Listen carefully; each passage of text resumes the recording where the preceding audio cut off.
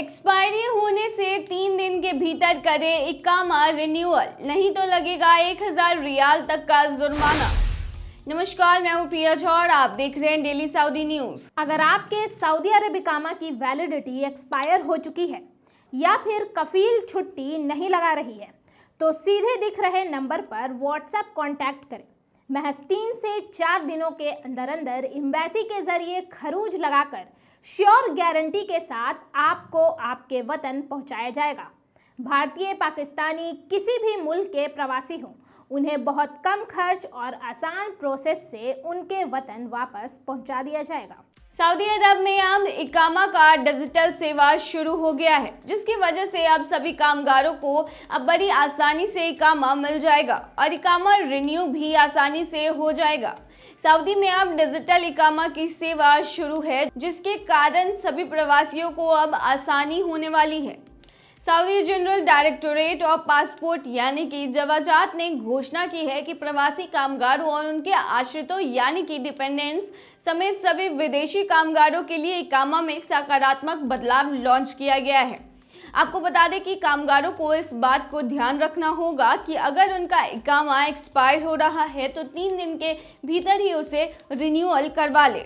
ऐसा नहीं करने पर उन पर जुर्माना लगाया जाएगा। अगर गलती पहली बार हुई तो उन पर 500 रियाल का जुर्माना लगाया जाएगा। वहीं गलती रिपीट हो रही है तो ऐसे में आप पर 1000 रियाल का जुर्माना भी लगाया जा सकता है। इकामा पासपोर्ट महानिदेशालय यानी कि जवाजात ने स्पष्ट किया है कि यदि प्रवासियों के इकामा का नवीकरणीय यानी कि रिन्यू उन्हें किया जाता है तो उसकी हार्ड कॉपी की जरूरत प्रवासी को नहीं पड़ेगी।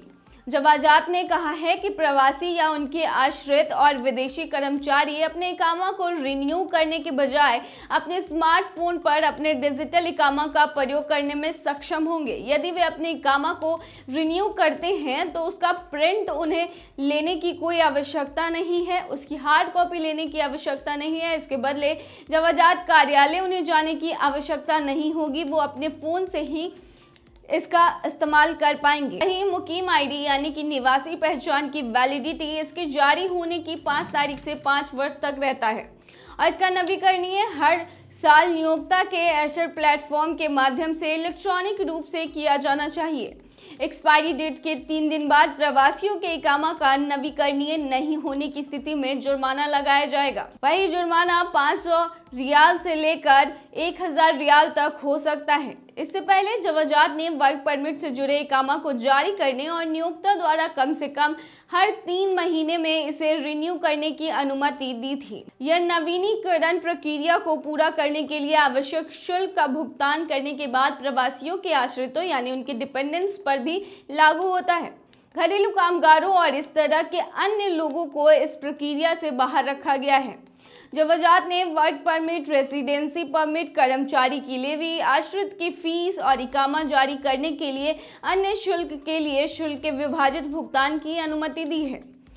आपको बता दें कि घरेलू कामगारों की मुकीम आईडी की वैधता 14 महीने से कम होने पर और वाणिज्यिक श्रमिकों की आईडी 6 महीने से कम समय तक वैध रहने पर वैध वर्क परमिट के साथ इसे रिन्यू किया जा सकता है। तो ये थी तमाम खबर। बने रहिए ऐसी खबरों के लिए डेली सऊदी न्यूज़ पर।